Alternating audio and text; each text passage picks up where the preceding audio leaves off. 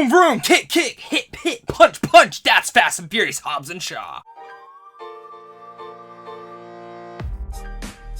What's going on, everyone? Welcome to a brand new movie review. Today I'm going to be discussing the Fast and Furious presents Hobbs and Shaw. Of course, if you guys are new here, make sure to slap that like and subscribe button where I do tons of early movie reviews over on this channel. And guys, of course, I want to hear your guys' thoughts. Are you guys excited for this? Are you not? Make sure to comment down below and let me know. When it comes to the Fast and Furious franchise, I've definitely been reinvigorated with this franchise, especially after number 5. I think that's how it is for a lot of different people out there. And for me in general, Hobbs and Shaw is something I've been really looking forward to. I love Dwayne Johnson's character in here. I love Jason Statham's character in there, and especially when they introduce both of them, and their banter and chemistry with one another in the last few Fast and Furious films have been something that I've been really praising. And I think, yeah, you give them a damn spinoff, especially when it is Jason Statham and The Rock. Definitely, that is something that I will say, this spinoff works. The spinoff works, especially because of these two, and just because this kind of seems like a spy, espionage, fun, big, dumb action film, because that is exactly what it is. If you're going to this film to get that action stuff, and if you are a fan of the Fast and Furious franchise, you're gonna enjoy this. And in general, even if you're not a fan of the Fast and Furious franchise, but you're just wanting a big, dumb action film,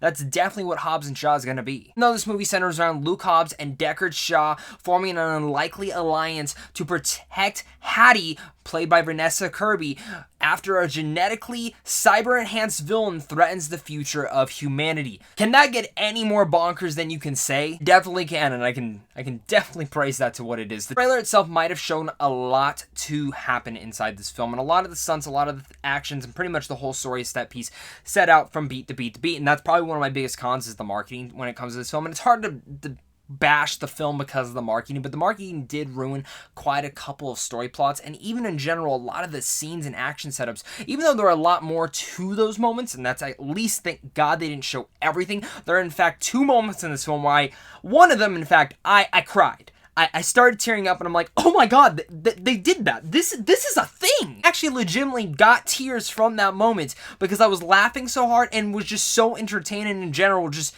tears of joy. The other thing, in fact, was there, and all these elements in here, while I'm very happy they didn't show in the marketing where they needed, no, but they added a different concept to the whole entire film, and I dug that. Really, the marketing did show almost every single thing, and the reason this film was elevated, even though it is a big, dumb, fun action film, it's because of The Rock and, of course, Jason Statham. Their chemistry, their banter with one another, again, is one of the strongest parts of the last few Fast and Furious films, but especially in this film.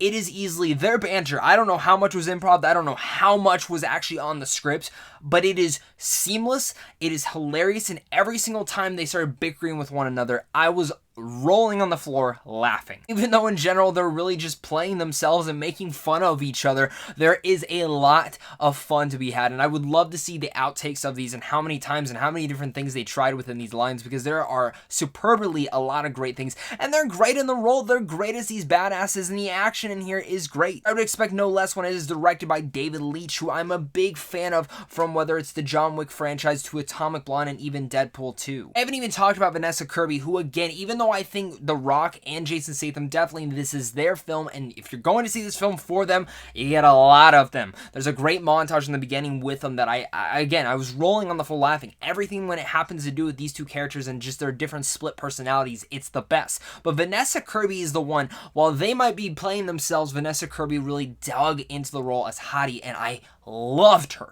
I was a big fan of her in Mission Impossible. I'm looking forward to whatever the girl does next, but seriously, Kirby is so good in this film. She's really outperforming every single person inside this film. Not just a badass, but she brings a wicked charm to her character that, again, even though Deckard Shaw and The Rock both have that great charisma and charm to them, they might be playing themselves, but Vanessa Kirby actually dug into this role. I'd be remiss if I didn't talk about Idris Elba. Idris Elba is one of the best actors out there working today, and is with him being the villain, I was truly kind of excited to see that, and even though a lot of his moments, sometimes it's just like, oh, I'm the black Superman of this world.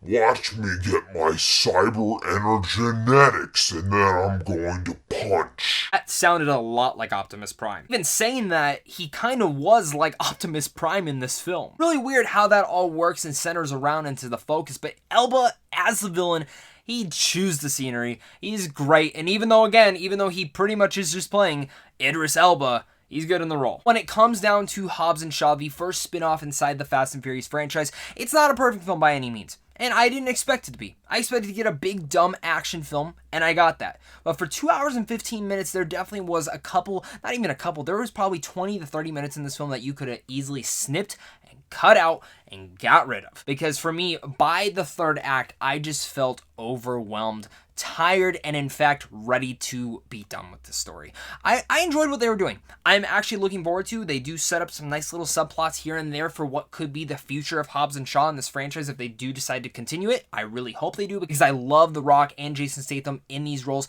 and bantering with one another, and I want more of that. I like that they're kind of stepping away from the Fast and Furious and kind of dividing them in two different arcs. It's nice. It's cool. I'm all for it. Even with that, there is a lot of downtime in this film where it's not the action, where it's not the explosions, and some of those moments I was like sitting there, I'm like, as much as I kind of am enjoying this, you could have cut this up a bit, or even cut out that scene completely. There's in fact one scene on an airplane, while hilarious, did not even need to be in the film. Could have cut it and been done with it. And there's some in there where I understand why they put it in there, because it is highly entertaining, but a 2 hour and 15 minute action film, yeah, it gets long, especially when it's not just all action. There is a lot of downtime, and that truly felt like the one arc for me. I'm being just a little bit nitpicky as well. There's one scene towards the end where they're fighting at dawn, and then like a minute later, it cuts to daytime. Now I get it, the sun's rising, but there's a whole kind of timer and countdown to this scenario, and I was sitting there going, 9 minutes have passed and the sun's already fully in the air. The small things like that that do bother me when I recognize them.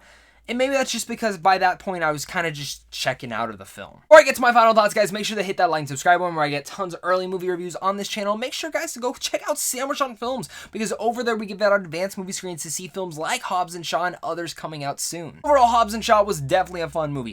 It might not have hit my expectations for what I wanted to be, and while the marketing did pretty much show me the whole entire film, there were some nice little surprises here and there that I truly enjoyed. The Rock and Jason Statham are great in this role, and their banter and chemistry is truly the biggest saving grace of this. Kirby is great addition to the whole cast, and Elba just chews up the scenery as this villain and is a great antagonist to the two. Some big dumb action set pieces that really are so over the top that you truly do need to sustain your disbelief. I sustained it. I enjoyed it, and while I might have some nitpicks here and there, and while the length could have been definitely chopped up, I enjoyed Hobbs and Shaw for what it is. I think if you're a fan of the Fast and Furious franchise, you're going to like it. If you're a fan of action films, you're definitely going to like that. So with all that said, I'm going to give Hobbs and Shaw a B-. Let me know what your guys' thoughts are on Hobbs and Shaw. Did you guys like it? Did you hate it? Let's talk about it down below. Are you guys looking forward to it? Let's make sure to talk about it. And guys, do look forward to it. I'm going to be doing a Fast and Furious ranking coming up later this week, either on Friday or Saturday. So guys, do not miss out on that. Thank you guys again so much for watching this. And until next time, stay classy.